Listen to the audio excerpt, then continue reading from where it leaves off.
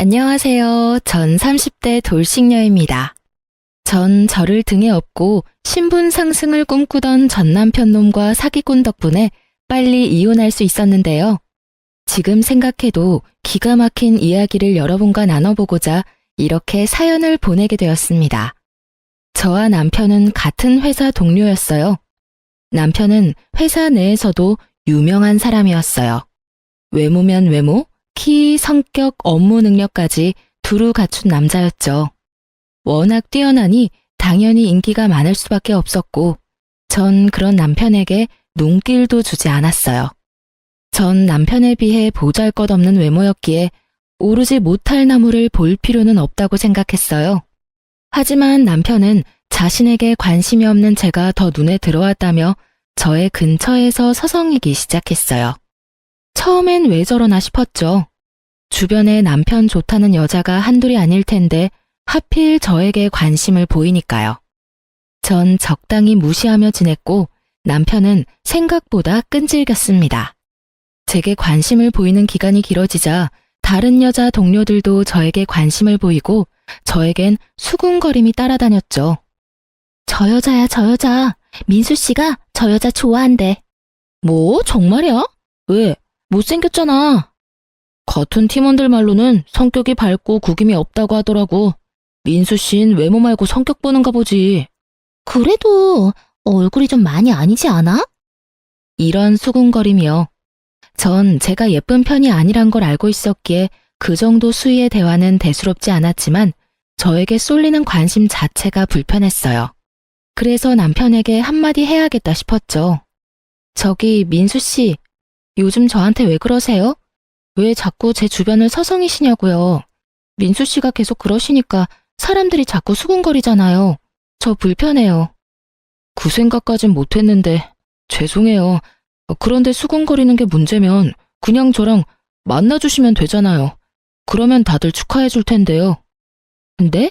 저랑 사귀자고요. 저 은혜 씨 좋아합니다. 진지하게 만나보고 싶어요. 왜 하필 저예요? 제가 딱히 민수 씨한테 관심을 보인 것도 아닌데요. 민수 씨 인기 많잖아요. 주변에 민수 씨 좋아하는 여자가 한둘이 아닌데 저한테 이러시는 게 사실 이해가 되지 않네요. 그런 점이 좋았습니다. 사실 말씀하시다시피 제 주변에 여자 많죠. 많은데 단 한 번도 눈길이 간 적이 없었습니다. 그런데 은혜 씨는 달랐어요. 저한테 눈길 한 번 주신 적이 없었는데 제 눈길이 계속 은혜 씨를 쫓고 있더군요. 제 마음이 이렇습니다. 생각보다 은혜 씨를 많이 좋아하고 있어요. 그러니 제 마음 좀 받아주시면 안 될까요? 참 웃긴 일이었어요. 전 사실 잘생긴 사람보다 저와 유머 코드가 맞는 남자를 좋아했거든요. 그런데 남편이 고백하는 순간 얼굴에 후광이 비치더니 저도 모르게 좋아요라고 대답해버린 거 있죠? 이렇게 남편과 전 연인 사이가 되었어요. 하여튼 저와 남편은 1년 넘게 연애를 하다 2년이 가까워지던 때 결혼을 했어요. 소위 인물값 한다고들 하던데 남편은 전혀 그렇지 않았어요. 잘난 척은커녕 겸손히 몸에 밴 사람처럼 참 따뜻하고 다정했죠. 그런 남편을 보며 결혼 결심까지 하게 되었던 것이고요. 꽤 부유했던 친정과는 달리 시댁은 넉넉한 살림은 아니었어요. 그래서 저희가 결혼을 알렸을 당시 주변에선 친정 재산 보고 접근한 거 아니냐는 말이 나오곤 했지만 정확히 반반 결혼을 하며 그 말들을 쏙 들어가게 했죠. 물론 남편이 권했고요. 자기야, 내가 지불해서 가면 좋겠지만 자기도 알다시피 내가 모은 돈도 그렇게까지 많진 않고 집에서도 도와줄 형편이 안 돼. 그래서 하는 말인데 우리 반반 결혼 어때? 반반 결혼? 좋지. 사실 부모님께서 집해주신다고 했는데 난 도움받기 싫어서 좀 고민스러웠거든. 아, 뭐? 그건 절대 안 되지. 나도 반대야. 우리가 돈을 못 버는 것도 아니고. 사실 지금 당신한테 반반으로 하자는 것도 나 너무 미안해. 반반하는 게 뭐가 미안해. 그럼 우리 양쪽 집 도움 받지 말고 우리 힘으로 해결하자. 이해해줘서 고마워. 이렇게 저희는 돈을 합쳐 집을 마련하고 혼수도 마련했어요. 물론 대출도 조금 받았어요. 워낙 적은 금액이라 대출은 금방 갚을 수 있었죠. 결혼 생활은 행복했어요. 남편은 집안일도 나서서 함께했고 전혀 싸울 일이 없었어요. 다만 문제가 있다면 시댁, 아니 정확히는 어머님이 문제였어요. 저흰 공동 생활비를 제외하고 각자 돈 관리를 했기에 양가 부모님의 용돈은 각자 알아서 주기로 합의를 봤어요. 하지만 어머님은 남편이 드리는 용돈이 만족스럽지 않으신지 저에게 연락을 하셔 돈을 요구하는 일이 생겨났습니다. 돈만 요구하면 다행이었죠. 그날은 더 과한 요구를 하더라고요. 아가, 바쁘니? 통화할 수 있니? 네, 어머님, 말씀하세요. 무슨 일 있으세요? 다름이 아니라 입을 옷이 하나도 없어서 주말에 백화점 가려고 그러는데 네 카드 좀 다오. 네? 제 카드요? 그래, 네 카드. 네 카드로 옷 좀 사야겠다. 왜? 싫으냐? 싫다기보단 그이도 그렇고 저도 그렇고 용돈 드렸잖아요. 적은 돈이 아닌데 용돈은 어쩌시고 또 카드를 달라고 하시니 제가 좀 당황스러워서요. 누가 들으면 몇백만 원은 준 줄 알겠다. 고작 100만 원 가지고 누구 코에 붙이라고? 어머님, 고작이라뇨. 저희도 100만 원으로 충분히 생활해요. 더구나 어머님은 혼자신데 그게 부족하시다뇨. 혼자면 생활비 적게 쓴다는 법이라도 있니? 그리고 내가 이런 말까진 안 하려고 했는데 말이 나왔으니까 하마. 네가 그 완벽한 내 아들이랑 살 수 있는 게 다 누구 덕분인 것 같니? 다 내가 잘 낳고 잘 키운 덕분 아니겠니? 그런 나한테 현금 다발을 가져다 바쳐도 모자랄 판국에 그깟 카드 한 장 주는 게 그렇게 아깝니? 너도 참 뻔뻔하다 얘. 진짜 뻔뻔한 게 누군데 그런 말을 하는지. 그리고 돈 100만 원이 작나요? 참 진짜 기가 막히더라고요. 전 어머님의 황당한 요구에 할 말을 잃었고 때마침 옆에서 듣고 있던 남편이 제 휴대전화를 빼앗아 갔어요. 미간을 잔뜩 구긴 것이 화가 제대로 난 듯 했어요. 엄마, 이게 뭐 하는 짓이야? 이 사람한테 카드 맡겨놨어? 왜 이 사람한테 카드를 달래? 그리고 은혜한테도 용돈 받고 있었어? 아니, 그게 아니라 아들. 아니, 나는 괜찮다고 하는데 은혜가 챙겨줘서 하는 수 없이 받았어. 아니, 나 정말 괜찮다고 했어. 결혼 첫 달부터 전화로 용돈 내놓으라고 그 난리를 부리신 건 기억도 안 나시는지. 참 태연스럽게도 거짓말을 하시더라고요. 남편은 그런 어머님의 말씀을 무시하고 단호하게 말했어요. 엄마, 앞으로 은혜한테 용돈 타령하지 마. 만약에 은혜가 주더라도 다시 돌려주라고. 당연히 이번 주말에 카드도 없으니까 그런 줄 알고 끊어. 그리고 다신 은혜한테 이런 일로 전화하지 마. 한 번만 더 이런 일 있으면 명절에도 집에 가는 일은 없을 테니 그런 줄 알아. 그러고선 전화를 딱 끊는데 어머님께는 죄송하지만 참 든든하더라고요. 주변에 우려하는 반대로 남편은 친정 돈은커녕 제 돈마저도 탐내지 않았어요. 그 후론 어머님의 돈 요구는 사라졌지만 틈만 나면 전화하셔서 시댁으로 부르시기 시작했습니다. 평일엔 일을 해야 하니 변명거리라도 있었지만 주말엔 꼼짝없이 가야만 했어요. 그것도 2번 갔을까요? 제가 너무 피곤해하자 남편이 중간에 나서서 앞으로는 주말에도 부르지 말라고 못 박아준 덕분에 시댁 방문도 하지 않게 되었죠. 정말 든든하더라고요. 남의 편이라 남편이라고들 하던데 저희 남편은 온전한 제 편이었어요. 전 그런 남편을 믿고 의지했죠. 그렇게 전 남편과 행복할 거라 생각했어요. 우리 부부의 앞날은 밝을 거라 믿어 의심치 않았습니다. 하지만 예기치 못한 일은 갑자기 일어났고 남편의 추악한 민낯이 드러났어요. 그 사건의 시작은 친정아빠가 사기를 당하면서 시작되었습니다. 아빠는 사업 확장을 위해 새로운 사업에 무리해서 투자를 진행했고 그 큰 돈을 그만 다 허공에 날리고야 말았습니다. 네, 사기를 당하신 거였어요.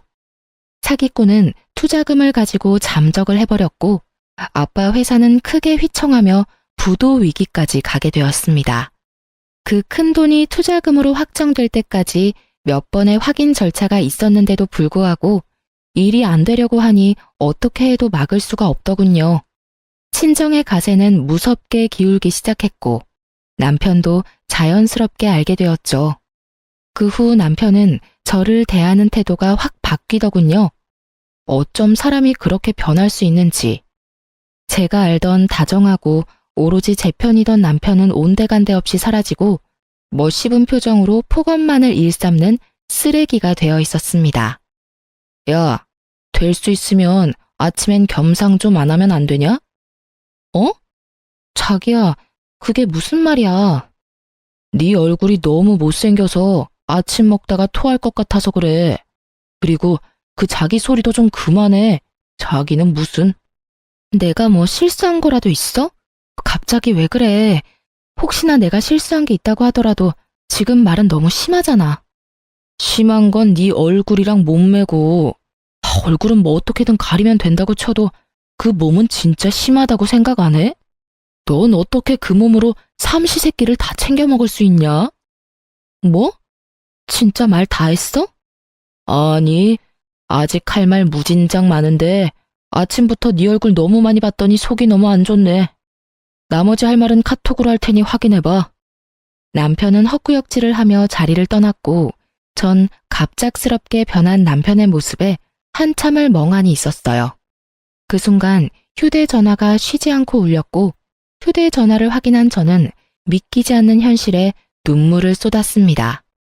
휴대전화엔 남편이 보낸 카톡이 쉬지 않고 오고 있었는데 그 내용의 대부분은 제 외모를 비하하는 내용들이었어요.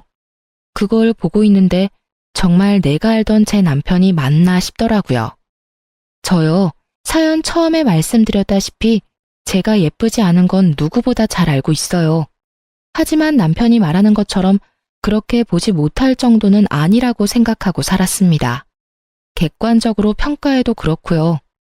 돈도 있는 집에서 왜 진작 성형수술을 안 했나 하고 생각하실 수도 있겠지만 전 굳이 할 필요성을 못 느꼈을 뿐더러 그렇게까지 할 정도로 못나진 않다고 생각했어요. 예쁘진 않지만 그렇다고 못 볼 정도는 아니다. 딱 이 정도요. 그리고 몸무게도 그래요. 저 키 168cm에 몸무게 65kg입니다. 보통보단 통통하긴 하지만 그렇게 뚱뚱하진 않아요. 전 제 나름대로 제 외모에 만족하며 살아왔는데 갑자기 외모에 관한 폭언을 폭탄 수준으로 들으니 자신감이 급격하게 떨어지더군요. 그것도 내 편이라 믿고 의지했던 남편이 그랬으니 그 위력은 더욱 대단했습니다. 남편의 갑작스러운 변화는 폭언뿐만이 아니었어요. 퇴근 시간이 점점 늦어지더니 심지어 외박까지 하는 날도 잦아지더라고요. 저흰 같은 회사인데도 불구하고 회사 내에서도 남편 얼굴 보는 것이 힘들 정도로 남편은 저를 피해 다녔습니다. 거기에다 든든한 방패막이 되어주던 남편이 사라지니 어머님의 횡포가 날로 심해지더군요. 예, 너 당장 집으로 좀 오거라. 네? 지금요? 어머님, 저 회사예요. 일하는 게 큰 벼슬이지 벼슬이야. 그깟 회사 조퇴를 하든 사표를 내든 그건 네가 알아서 하고 집에 와서 손빨래 좀 해. 세탁기가 고장이 나서 빨랫감은 잔뜩 있는데 빨래를 못하고 있어. 어머님, 저 이제 출근한 지 1시간도 안 됐어요. 아니, 10시간이 됐다고 해도 빨래나 하자고 조퇴나 사표까지 내고 갈 생각도 없고요. 뭐야? 잘난 것도 하나 없는 년이 어디서 시어미가 오라는데 간다 만다 말대꾸야? 너 진짜 이혼이라도 당하고 싶은 게야? 회사에 일하는 중이라 시댁에 손빨래하러 못 가는 것이 이혼 사유가 된다면 해야죠, 이혼. 그럼 어머니, 저는 맡은 업무가 바빠서 그만 끊을게요.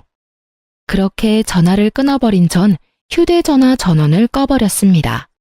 이혼이라니 다시 생각해도 헛웃음만 나오더라고요. 갑자기 변한 남편의 다시 시작된 시모의 시집살이. 두 사람의 폭언과 구박에 외모 콤플렉스라곤 없던 전 점점 자존감뿐 아니라 사람들의 시선조차 무서워지더라고요. 누가 뒤에서 무슨 소리를 하든지 간에 상관하지 않던 저인데 그런 저는 사라지고 없었습니다. 결국 전 회사를 쉬기로 하고 온종일 집에서만 생활하기 시작했습니다. 거울도 잘 보지 않게 되더군요. 제 얼굴이 진짜 괴물처럼 느껴졌으니까요.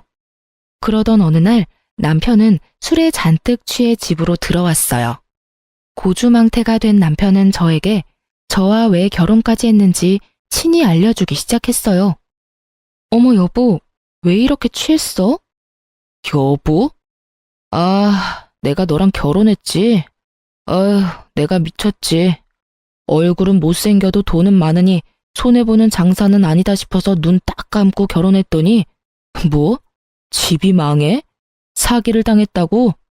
사기는 나도 당했다 이거야. 내 인생 어떻게 할 거야? 집도 쫄딱 망해, 얼굴도 못생겼어. 몸매는 더 최악이야.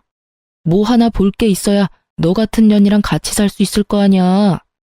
지금 이혼해도 땡전 한 푼 못 건지니 이혼도 못해. 아, 이 일을 어떻게 할 거냐고. 이게 다 무슨 소리야? 그럼 당신 우리 집 재산 때문에 나랑 결혼했다, 이 말이야? 그럼 내가 너랑 왜 결혼했겠냐? 다 돈 때문이지.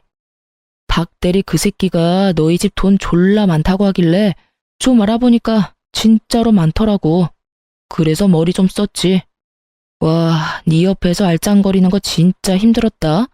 오래 여자라고 튕길 땐 진짜 돈이고 뭐고 다 때려치우고 싶은 거 겨우 참았다고. 알아? 내가 그 역겨운 과정을 다 이겨내고 결혼까지 했는데 왜 하필 지금 망하냐고. 나한테 적어도 작은 사업체 정도는 떼주고 망했어야지. 지금 그걸 말이라고 해? 어떻게 그런 말을 할 수가 있어? 그런 말을 할 수가 있지. 내가 오죽하면 이러겠어? 이 집도 그래. 내가 너 안심시키려고 있는 돈 없는 돈 싹싹 끌어모아서 이 집 살 때 보탠 거야. 이럴 줄 알았으면 그때 집 사준다고 할 때 받았지. 내가 미쳤다고 대출까지 내서 돈 보탰겠어? 그래요. 남편은 저에게 계획적으로 접근했던 것이었습니다. 그 다정했던 미소도 손길도 심지어 눈빛까지 다 연기였어요. 친정에서 집을 사준다고 할 때 한사코 거부하더니 다 이유가 있었던 것입니다.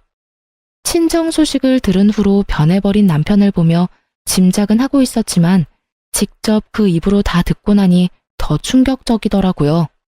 처음부터 끝까지 다 계획적이었다니 충격이 크니 눈물은커녕 웃음이 나더라고요. 제가 미친 사람처럼 웃으니 남편은 얼굴도 못생긴 게 정신까지 나갔다고 말하며 방으로 들어가 버리더군요. 남편의 말처럼 정신 나간 사람처럼 밤을 지새우고 남편이 출근을 하고 나서야 거실로 나왔습니다. 그리고 생각했죠. 앞으로 어떻게 해야 할지요. 당연히 이혼을 해야겠지만 부모님 걱정이 앞서더군요. 그렇지 않아도 지금 회사 문제로 충격이 크신데 저까지 이혼한다고 하면 그 충격으로 큰일이라도 생기면 어쩌나 하는 생각이 제 발목을 잡았죠. 이러지도 저러지도 못하는 상황에 그렇지 않아도 미칠 지경인데 어머님까지 절 가만두질 않았습니다. 제가 전화를 받지 않으니 집으로 찾아오기 시작했어요. 자기 집 마냥 자연스럽게 비밀번호를 누르고 들어와선 온 집안을 헤집고 다니는 것은 기본이고 때 되면 밥 타령에 간식 타령, 심지어 육조에 물까지 받으라며 목욕 수발까지 들게 하더군요. 날마다 심해지던 시집살이는 결국 본색을 드러냈습니다. 여느 날과 같이 자연스럽게 비밀번호를 누르고 들어온 어머님은 저를 부르더군요. 예, 여기 좀 앉아봐라. 전 크게 한숨을 쉬며 어머님 앞에 앉았고 그런 저를 보며 어머님은 혀를 차시더라고요. 그렇게 한숨이나 퍽퍽 쉬니 집이 안 망하고 백이니? 그런 말씀하시려고 저보고 와보라고 하신 거예요? 에휴, 그러면 나도 본론만 말아마. 이 집 명이 공동명이라고 들었다. 그게 말이나 되니? 말이 안 될 건 없죠. 그이랑 저랑 정확히 반반씩 내서 집도 마련하고 대출금도 갚았으니 공동명의가 당연한 거 아닌가요? 그건 너희 집이 망하기 전에나 말이 되는 이야기였고, 지금은 너희 집이 쫄딱 망하지 않았니? 이제 내 아들에게 물려주거나 해줄 수 있는 재산이 전혀 없는데, 이 집이 공동명의인 건 당연히 말도 안 되는 거야. 당장 내 아들 명의로 바꾸거라. 네 집에서 내 아들한테 재산 한 푼 못 주는 대신 집이라도 내 아들 명의로 돌리란 이 말이야. 여러분은 이 말이 이해되시나요? 친정 재산을 남편에게 못 물려주니 함께 마련한 아파트 명의를 친정 재산을 대신하여 남편의 명의로 바꾸라니. 전 도대체가 기역부터 시작해서 히읗까지 이해되는 말이 없더군요. 이해되는 말이 없으니 대답조차 못하고 있자 어머님은 작정하고 오셨는지 더 황당한 말을 하더군요. 명의 바꾸는 대로 이 집에서도 나가. 난 더 이상 너 같은 애랑 내 아들이랑 같이 사는 꼴 보기 싫으니 말이다. 그러니까 집도 주고 이혼도 해라, 이 말씀이세요? 얼굴은 그따위로 생겼어도 머리는 좋은가 보구나. 하긴 그 얼굴로 살려면 머리라도 똑똑해야 하겠지. 어머님, 무슨 말씀을 그런 식으로 하세요? 왜? 내가 틀린 말 했니? 내가 이제 와서 하는 말이지만 너 처음 봤을 때 깜짝 놀랐다. 어떻게 그런 얼굴로 우리 민수랑 결혼 마음을 먹을 수가 있는지. 그나마 집에 돈이라도 많다고 하길래 눈 꼭 감고 받아줬더니 우리 아들 앞길에 꽃은커녕 재나 뿌리고 있으니 응. 어머님, 제가 그의 앞길에 무슨 재를 뿌렸다고 그러세요? 집이 쫄딱 망했잖니. 부도 직전이라며. 그러다 부도라도 나면 길거리나 앉을 텐데 그때 이 집에 와서 같이 사니마니 하는 꼴 나는 못 본다. 그러니까 집 명의도 당장 바꾸고 이혼해서 이 집에서 나가렴. 무슨 악담을 그렇게 하세요? 그리고 왜 어머님께서 저희가 이혼할지 말지를 걱정하세요? 내가 네 남편 엄마인데 결정 못할 건 또 뭐니? 하여튼 내 말대로 한다는 걸로 알고 가볼 테니 더는 긴 말하지 말거라. 끝까지 제 속을 다 헤집어 놓은 시모는 제가 무어라 답하기도 전에 집을 나가버리셨습니다. 무슨 이런 경우가 다 있나 싶더라고요. 저에게 한 폭언 증거만 다 모아도 위자료는 제가 받아야 할 판국인데 맨몸으로 집을 나가라뇨. 어머님의 말씀을 곱씹고 또 곱씹고 있는데 진동 소리가 들려왔어요. 전 휴대전화를 확인했고 제 휴대전화엔 아무것도 온 것이 없었습니다. 하지만 그 순간에도 진동 소리가 짧은 간격으로 계속 울리더군요. 전 진동 소리를 따라 몸을 움직였고 그곳엔 어머님의 휴대전화가 울리고 있었습니다. 화면에는 메시지가 오고 있더군요. 상대는 다름 아닌 남편이었고 보이는 내용만 봤을 뿐인데 가관이더라고요. 그러니까 엄마, 더 가혹하게 구박하란 말이야. 더럽게 치사해서라도 다 포기하고 나가도록. 단번에 알 수 있었죠. 어머님을 뒤에서 조종하는 이가 남편이라는 것을요. 전 이제 더는 받을 충격도 없다는 생각이 들었고 어머님의 휴대전화를 확인했어요. 무엇을 보게 되든 지금보다 더 충격적일 순 없다는 생각이 들었죠. 하지만 제 남편은 제 생각보다 더 심각하게 인간 이하였습니다. 문자 메시지함엔 온갖 치졸한 대화들이 많았는데 그중 가장 충격적인 것이 저희 집에 오시기 바로 직전 나눈 대화였어요. 거기엔 남편의 긴 장문의 문자가 있었는데 그 내용은 저에게 더 큰 충격을 주기에 모자람이 없었죠. 엄마, 사실은 내가 여자가 생겼어. 이 여자도 엄청난 부자인 것 같더라고. 친정도 잘 사는데 이 여자도 능력이 좋아. 망할 일도 없어 보이고 심지어 얼굴도 엄청 예쁘다고. 나도 이제 그 매주 같은 얼굴 말고 예쁜 여자랑 살고 싶어. 지금 만나는 여자는 나 유부남인 것도 몰라서 빨리 이혼하고 서류 정리해야 한단 말이야. 집도 있다고 해놔서 집 명의도 내 명의로 빨리 바꿔야 한다고. 남편의 장문 문자도 충분히 화가 나고도 남는데 문자를 쓰지 못하는 어머님의 이응, 단 한 글자뿐인 답장에 제 분노가 폭발해버렸습니다.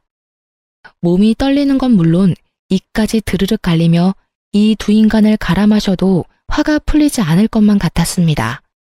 전 곧 휴대전화를 가지러 오실 어머님과 마주했다간 복수는 시작도 못하고 끝날 것만 같아 일단 집 밖으로 나와버렸습니다.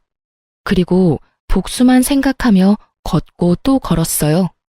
그렇게 걷다 전 어느 순간 정신을 잃고 쓰러졌고 눈을 떠보니 응급실이더군요. 환자분, 이제 정신이 드세요? 영양실조로 쓰러지셨어요. 휴대전화로 남편분한테 전화드렸는데 병원이라고 하니 그냥 끊어버리시더라고요. 보이스피싱으로 아시는 건지 그 뒤론 전화도 안 받으시고요. 영양제 다 맞으시고 처방 좀 받으셔서 가시면 되는데 혼자 가실 수 있겠어요? 간호사분의 말을 듣고 있는데 그제야 눈물이 났어요. 모든 것이 현실이었고 제가 맞이한 현실은 가혹하더군요. 그렇게 한바탕 눈물을 쏟아낸 저는 줄어드는 영양제를 보며 복수를 계획했습니다. 막상 복수를 계획하면서도 막막했는데 이런 저를 하늘에서도 돕는지 친정에서 좋은 소식이 들려왔습니다. 투자금을 들고 잠적했던 사기꾼을 잡았다는 소식이었습니다. 심지어 그 사기꾼은 돈을 빼돌리지 못해 돈까지 다 찾았다고 하더군요. 그 소식을 듣는데 하늘을 보며 감사하다고 몇 번을 외쳤는지 몰라요. 울기도 많이 울었고요. 이제 남은 것은 복수를 시작하는 것뿐이었습니다. 전 일단 부모님께 모든 사실을 알렸습니다. 모든 사실을 아신 부모님은 크게 분노하시며 남편을 가만두지 않겠다고 난리가 나셨지만 전 제가 알아서 복수할 수 있다며 부모님을 진정시켰어요. 그러면서 한 가지 부탁을 드렸어요. 남편에게 전화해 사기꾼을 잡았다고 한마디만 해달라고요. 아빠는 끓어오르는 화를 누르시고 그렇게 하겠다고 하셨고요. 전 집으로 돌아왔고 남편 놈이 들어오기까지 기다렸어요.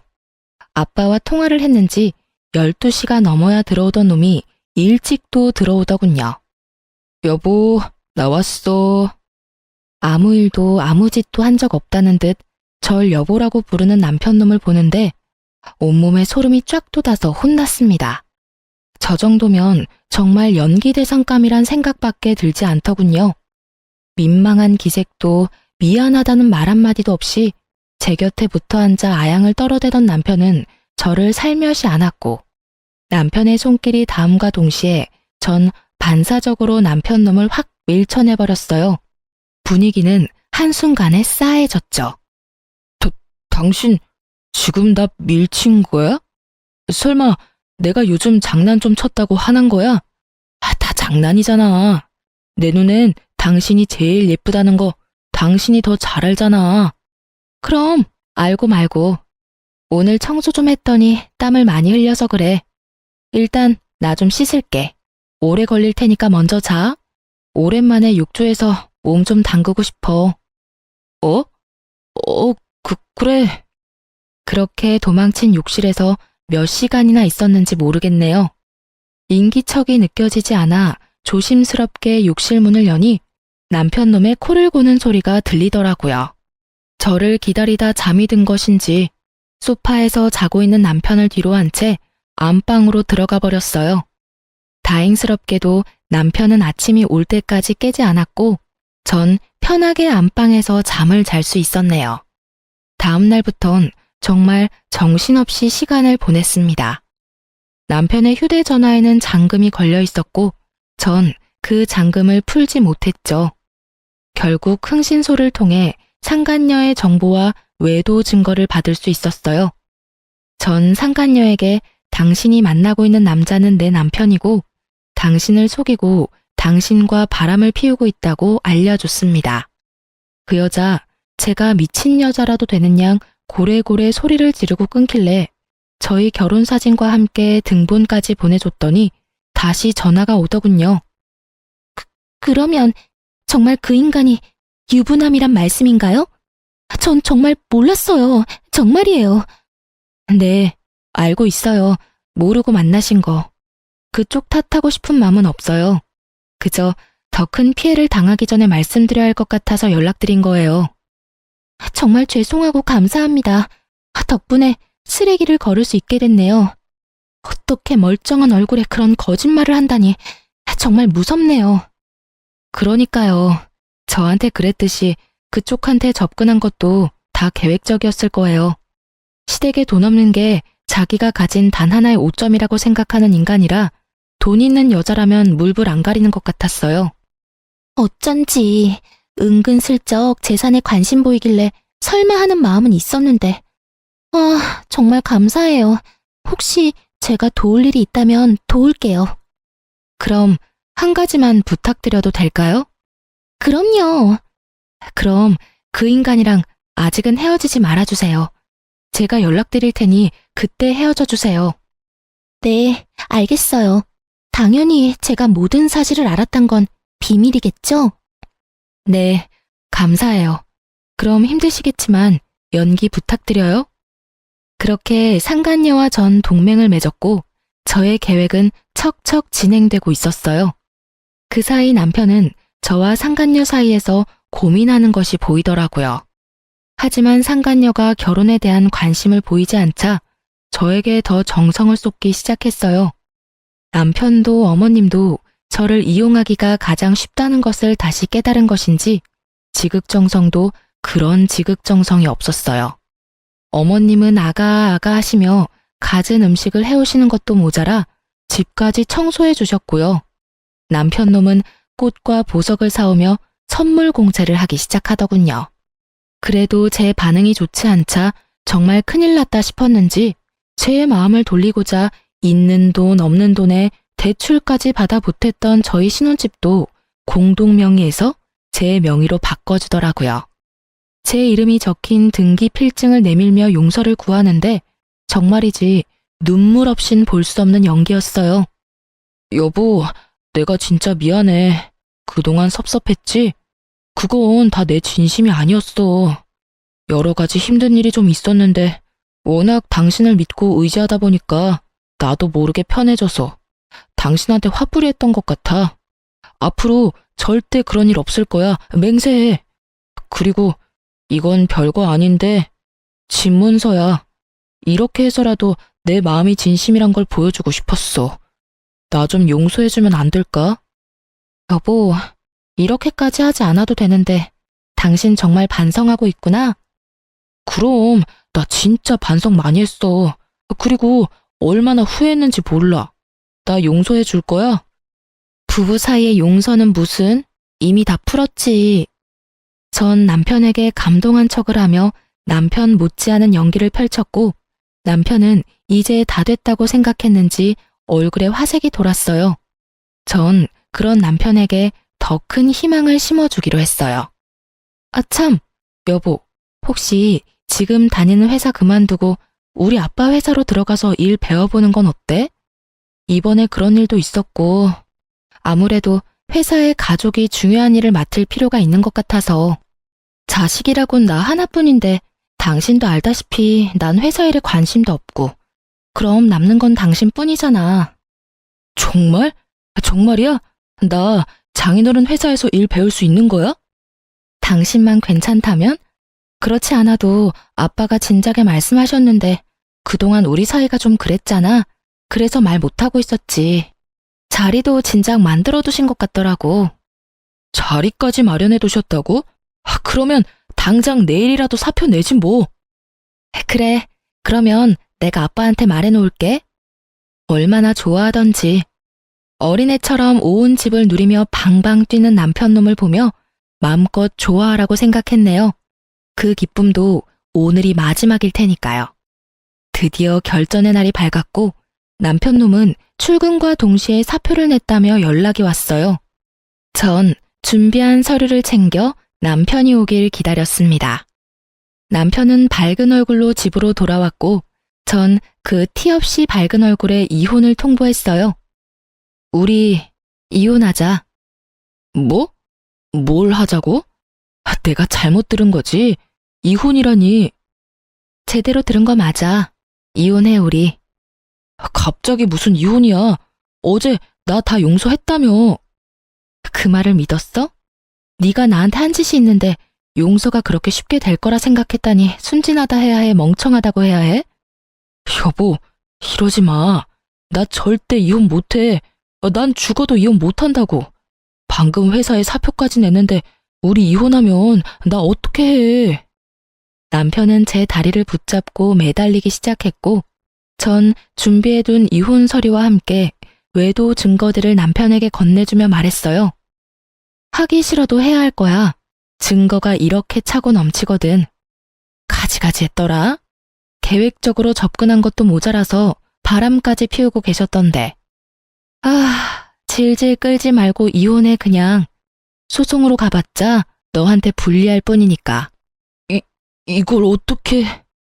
어떻게긴 당신이 좋아하는 그 돈으로 못할 일이 있겠어? 돈이 참 좋긴 좋아. 돈만 주면 이런 증거쯤은 몇 시간 만에 내 손아귀에 턱턱 들어오니까 말이야. 다 오해야. 내 말 좀 들어봐. 그게 저 여자가 나 일방적으로 쫓아다녔어. 난 좋게 좋게 타이르느라 몇 번 만난 것뿐이고. 정말이야. 믿어줘. 참 비싼 밥 먹고 정성껏 개소리하고 있다. 넌 손잡고 포옹하면서 거절하니? 증거가 떡하니 있는데 끝까지 거짓말하는 꼴하고는. 그리고 일방적으로 쫓아다녀? 자기야 사랑해, 보고 싶다. 나 자기랑 결혼하고 싶어. 이거 전부 네가 보낸 건데? 이래도 여자 혼자 일방적인 거야? 내가 보기엔 네가 그 여자 쫓아다니는 걸로 보이는데? 끝까지 거짓말을 하던 남편은 제가 직접 증거를 나열해주자 그제야 입을 닫더군요. 할 말이 없었겠죠. 이렇게나 빼도 박도 못할 증거가 눈앞에 펼쳐지니 말이에요. 한참을 사진을 보던 남편은 사진을 갈기갈기 찍기 시작했어요. 사진이야 다시 뽑으면 그만인데 머리가 나쁜 것인지 생각이 없는 것인지 참 필사적으로도 찢더라고요. 너 생각보다 머리가 나쁘구나. 사진이야 다시 뽑으면 그만이야. 남편은 잠시 멈칫하더니 다시 저에게 빌기 시작하더군요. 여보, 진짜 내가 잘못했어. 내가 미쳤나 봐. 내가 진짜 잘못했다니까. 당신 나 사랑하잖아. 당신 나 없이 살 수 있어? 내가 잘 아는데 당신 나 없이 못 살아. 상사병에 걸릴 수도 있다고. 내가 다 당신 생각해서 하는 말이니까 그냥 나 용서해주고 우리 행복하게 살자. 응? 이 미친 자신감은 어디서 나오는 건지. 넘쳐나는 자신감 하나는 부럽더군요. 전 어이가 없어 소리내 웃으며 말했어요. 참 대단하다 너. 그런 자신감 부럽기도 하네. 근데 너 진짜 착각의 정도가 심각하다. 나 이제 너 안 사랑하고 네가 없어서 잘 살 수 있어. 탕사병은 개뿔. 너랑 계속 살다가 화병으로 제명까지 못 살 것 같거든? 그러니까 제발 이혼해. 여보. 참. 그리고 이혼하기 전에 짐부터 싸. 짐은 왜? 짐은 왜라니? 잊었어? 이 집 당신 손으로 직접 내 명의로 돌려줬잖아. 시세보다 조금 저렴하게 내놨더니 금방 팔렸지 뭐야? 내가 인심 써서 가정 가구는 당신 줄 테니까 그걸로 월세라도 얻어서 잘 살아. 그러면 법원에서 보자. 전 그대로 집을 나와버렸습니다. 정말 운이 좋았어요. 복수를 계획하며 내놓은 집이 타이밍 좋게 딱 팔려주었으니까요. 남편에게 말한 대로 시세보다 조금 싸게 내놓긴 했지만 전혀 아깝지 않았어요. 오히려 이득이었죠. 반만 투자한 집이 온전한 제 것이 되어 돌아왔으니까요. 남편은 생각보다 더 쉽게 저와 이혼해 주었고 전 성공적으로 복수에 성공하게 되었습니다. 저와 쉽게 이혼해준 전 남편의 행보는 뻔했고 전 상간녀에게 연락해 지금이라는 말을 전했어요. 지금이 헤어질 적기라는 뜻이었죠. 헤어질 날만 기다렸던 상간녀는 생각보다 더 잘해주었어요. 자신을 찾아온 전 남편에게 유부남이었던 거 다 알고 있다며 뺨도 날려주고 물도 뿌려줬다고 하더군요. 그러면서 사기죄로 고소하기 전에 썩 꺼지라는 말까지 했다고 해요. 전 남편은 자신이 저지른 잘못이 큰 걸 알고는 있는지 그대로 줄행랑을 쳤다고 하고요. 모르긴 몰라도 돈 많이 썼을 거예요. 처음부터 저한테 돈을 잘 쓰긴 했는데 제가 고가의 선물 같은 건 바란 적이 없었거든요. 그런데 속였다는 거 알고 난 뒤부턴 가방도 받아내고 목걸이, 반지 다 받아냈어요.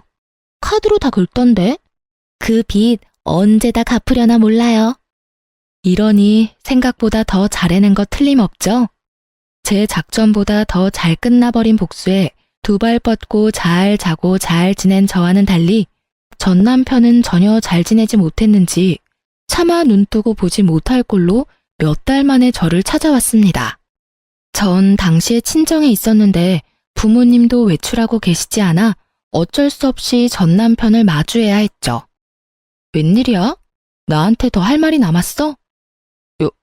여보? 진짜 여보 맞아? 당신 진짜 예쁘다. 진짜 진심이야. 저를 보며 놀라는 전 남편. 그럴 수밖에요. 전 이혼 후 회사에 다시 출근하며 다이어트를 시작했고 피나는 노력으로 다이어트에 성공했습니다. 얼굴 살도 많이 빠졌고 경락 마사지도 꾸준히 받았고요. 얼굴에 있던 점도 다 뺐는데 그 효과를 크게 봤어요. 고작 점만 뺐을 뿐인데 얼굴이 더 환해지더라고요. 이목구비도 더 또렷해지고 얼굴도 환해지니 제 얼굴도 꽤 예쁘더라고요. 얼굴이 예뻐지니 화장에도 관심이 생기고요. 그런 소리나 하려고 나 찾아온 거야? 아니, 몰라보게 변한 모습에 놀라서 그만. 여보, 내가 진짜 잘못했어. 그 여자랑도 완전히 헤어졌고 나 이제 진짜 당신뿐이야. 나 좀 받아주면 안 될까? 내가 진짜 한평생 당신만을 위해서 살게. 전 남편은 무릎까지 꿇고 그야말로 손이 발이 되게 빌기 시작했어요. 눈에 눈물까지 고이며 비는데 그 모습조차 역겨워 혼났네요. 전 불쌍한 척 눈물을 훔치는 남편의 꼴을 훑으며 말했어요. 있잖아, 잘 들어? 난 너같이 집도 가난하고 인물도 볼 것 없는 버러지랑은 다시 살 생각은 추호도 없어. 지금 네 얼굴을 마주하고 있는 이 순간에도 구역질이 날 것 같은데 어떻게 한 집에서 같이 살 수가 있겠어? 그러니까 제발 좀 꺼져주라. 응? 여보, 그러지 말고 예정을 생각해서 다시 한 번만 생각해보면 안 될까? 갈 때까지 간 전 남편은 끝까지 구질구질하게 굴었고 전 저를 붙잡고 늘어지는 전 남편의 손을 뿌리치며 말했습니다. 100만 번을 생각해도 예정은 없고 1000만 번을 생각해도 너랑은 이제 끝이야, 끝. 그러니까 부모님들 오시기 전에 당장 꺼져. 부모님들 오시면 모르긴 몰라도 너 어디 하나 부러질 게 뻔하니까 두 발로 걸어 나갈 수 있을 때 가. 이게 내가 너한테 베풀 수 있는 마지막 인내심이자 호의니까. 야, 진짜 너 해도 해도 너무하는 거 아니야? 내가 뭘 그렇게 잘못했냐? 뭐? 바람 피운 거? 상식적으로 나 정도 되는 남자가 너 같은 여자랑 사는데 평생 너만 바라보면서 살 수 있을 거라 생각했어? 당연히 한눈도 판다고 생각하고 결혼했어야지. 아, 그래? 내가 생각이 짧았네. 그렇지? 그래. 말이야 바른 말이라고. 내가 뭘 잘못했어? 다 네가 생각이 짧았던 탓이지. 그러니까 이제 그만하고 다시 시작하자. 앞으론 한눈 파는 일은 없을 거야. 아니야. 나는 그릇이 작아서 날 등에 업고 신분 상승이나 하려는 놈이 바람까지 피우는 꼴 더는 못 보고 살아. 그동안 당했던 모욕도 잊을 생각 없고. 그러니까 당장 꺼져. 이 쓰레기야. 쓰레기? 이 나쁜 년. 내가 다시 찾아오나 봐라. 잘 먹고 잘 살아라. 이 피도 눈물도 없는 년. 전 남편은 바닥에 가래침까지 뱉고선 제 눈앞에서 사라졌습니다. 그렇게 모든 게 끝인 줄 알았어요. 하지만 전 남편과 전 시모는 끈질기더군요. 사람이 어떻게 그렇게 뻔뻔할 수가 있는지. 저희 부모님을 피해 제가 다니는 회사로 찾아오기 시작하더군요. 필사적으로 두 사람을 피하던 어느 날, 결국 회사 앞에서 잠복 중이던 두 사람과 마주하게 되었고, 두 사람은 깃털보다 가벼운 무릎을 꿇고 저에게 빌기 시작했습니다. 그것도 퇴근 시간 회사 앞에서요. 그 와중에 다행이라고 할 수 있는 건 전 남편 놈은 입이라도 다물고 있었던 것 정도겠네요. 아가, 우리가 다 잘못했다. 제발 한 번만 용서해주면 안 되겠니? 이 늙은 시어미가 이렇게 무릎까지 꿇고 싹싹 빌잖니? 네가 한 번만 용서해주면 내가 네가 원하는 건 뭐든 다 해줄 수 있단다. 그래, 평생 얼굴 안 보고 살자고 하면 그렇게 할 수도 있어. 이제 와서 이러셔도 아무 소용 없어요. 이혼한 지가 언젠데 아직까지 이러세요? 그리고 그 잘난 아들이 아무 말도 안 했나 봐요. 일전에 저희 친정으로 찾아와서 저한테 나쁜 년, 독한 년 그러면서 침까지 뱉고 갔는데 마침 바로 옆에 있으니 지금이라도 물어보세요. 저한테 어떻게 하고 갔는지 말이에요. 제 말을 들은 전시모는 입을 꾹 다문 전 남편의 등짝을 때리더군요. 그 와중에 아들 아픈 건 또 싫은지 짝소리도 나지 않게 때리는 모습이 참 눈물겹더라고요. 야 이놈아, 네가 거길 어디라고 찾아가서 욕짓거리야. 잘못했다고 석고대죄를 올려도 모자랄 판국에 네가 정신이 있어 없어? 한참을 마사지하듯 전 남편의 등을 두드리던 전시모는 제 눈치를 살피며 다시 싹싹 빌었습니다. 아가, 봤지? 내가 이렇게까지 했으니 이 녀석도 정신 차릴 것이야. 그러니까 네가 아량을 좀 베풀어주면 안 되겠니? 안 되겠는데요. 제가 왜요? 볼 거 하나 없는 집안에 꼬장꼬장한 시어머님, 거기에다 거지근성으로 가득 찬 이놈까지. 제가 미쳤다고 아량까지 베풀면서 인생 망치는 길을 또 가겠어요? 뭐야? 이 년이 진짜 오냐오냐 해줬더니 하늘 무서운 줄 모르고 짓거리는구나. 너 어디 맛 좀 봐라. 갑자기 돌변한 전시모는 제가 피할 새도 없이 제 머리채를 잡아버리셨어요. 전 너무 당황한 나머지 머리채를 잡힌 채 아무 저항도 하지 못했고 때마침 그 자리에 있던 저와 친한 동료가 달려와 전시모를 제지시켜 주었어요. 그리곤 경찰에 신고도 해주었고요. 경찰에 신고하는 소리를 듣고 있던 전시모와 전 남편은 붙잡혀가고 싶진 않았는지 그대로 도망을 가더군요. 열심히 도망가면 뭐 하나요? 제가 집도 다 알고 있는데요. 저는 출동한 경찰분께 친히 집 주소를 알려주었고 어머님은 체포되어 경찰서로 가게 되었습니다. 그 고약한 성질 때문에 없는 살림 더 궁핍하게 되셨죠 뭐. 전 결국 회사를 그만두게 되었어요. 그 후론 두 사람이 찾아오진 않았지만 그만두는 게 맞다고 생각하여 그만두게 되었어요. 어차피 그만두고 아빠 회사 일을 도울까 하는 고민도 있었기에 아쉽거나 그러진 않았네요. 퇴사를 한 후 전 바로 아빠 회사로 출근할까 싶었지만 그간 일도 많았으니 좀 쉬는 것이 어떠냐는 부모님의 권유에 그러기로 했어요. 요즘엔 여러 가지 취미 생활을 하며 제대로 휴식을 취하고 있네요. 덕분에 이렇게 사연도 쓸 수 있게 되었고요. 요즘 전 몰라보고 예뻐진 외모 덕분에 주저앉았던 자존감과 자신감도 생기고 성격도 전보다 더 밝아진 것이 느껴져요. 만약 그때 아버지가 사기를 당하지 않으셨다면 전 어떻게 됐을까요? 아마 아무것도 모른 채 전 남편에게 아빠가 피땀 흘려 키운 회사를 홀딱 뺏기고 버려지지 않았을까요? 정말 밑바닥까지 가봐야 진정한 친구를 알 수 있다고 하더니 그 말도 틀린 말은 아닌 것 같아요. 앞으로 또다시 결혼하게 될지는 모르겠어요. 하지만 단 한 가지 확실하게 이야기할 수 있는 건 누구에게도 휘둘리지 않고 나 자신을 더 사랑하며 살아갈 것이라는 점이에요. 쓰다 보니 많이 길어진 것 같은데 지겹진 않으셨는지 모르겠네요. 그럼 전 이만 물러가 보겠습니다. 저의 긴 사연 들어주셔서 감사합니다.